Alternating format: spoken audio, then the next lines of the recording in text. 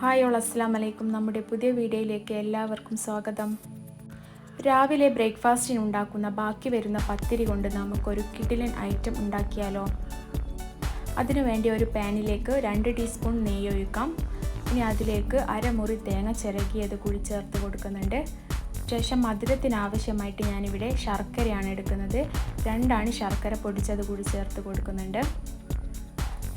ഇനി ശർക്കര ഒന്ന് മെൽറ്റായി കിട്ടാൻ വേണ്ടിയിട്ട് കുറച്ച് വെള്ളം ഒഴിച്ച് കൊടുക്കുന്നുണ്ട്. ഇനി നല്ലതുപോലെ ഇളക്കി യോജിപ്പിച്ചെടുക്കാം.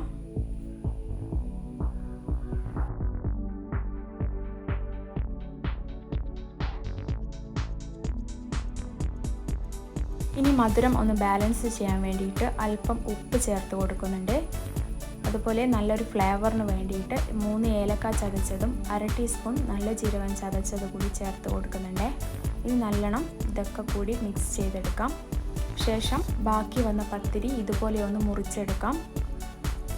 മുറിച്ചെടുത്ത പത്തിരി തേങ്ങാ മിക്സിലേക്കിട്ട് നല്ലോണം ഇളക്കി യോജിപ്പിച്ചെടുക്കാം. പത്തിരി ഇടുന്ന സമയത്ത് നമ്മുടെ തേങ്ങയിലുള്ള വെള്ളം നല്ലോണം വറ്റി ഡ്രൈ ആയി പോകാൻ പാടില്ല. അങ്ങനെയാകുമ്പോൾ നമ്മുടെ പത്തിരിയുടെ പീസുകളിലേക്ക് മധുരം ഇറങ്ങി കിട്ടില്ല.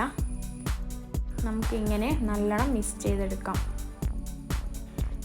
അപ്പോൾ ഇതാണ് നമ്മുടെ ഫൈനൽ ലുക്ക്. ഇതിന് നമ്മുടെ നാട്ടിലൊക്കെ പത്തിരി താളിച്ചതെന്ന് പറയും കേട്ടോ. ഇത് തിന്നാൻ നല്ല അടിപൊളി ടേസ്റ്റ് ആയിരിക്കും കേട്ടോ. ചെറിയ മക്കൾക്കൊക്കെ നല്ലോണം ഇഷ്ടപ്പെടുന്നൊരു ഐറ്റം കൂടിയാണിത്. അപ്പോൾ വീഡിയോ ഇഷ്ടമായെങ്കിൽ എല്ലാവരും സബ്സ്ക്രൈബ് ചെയ്ത് സപ്പോർട്ട് ചെയ്യണേ. Bye bye.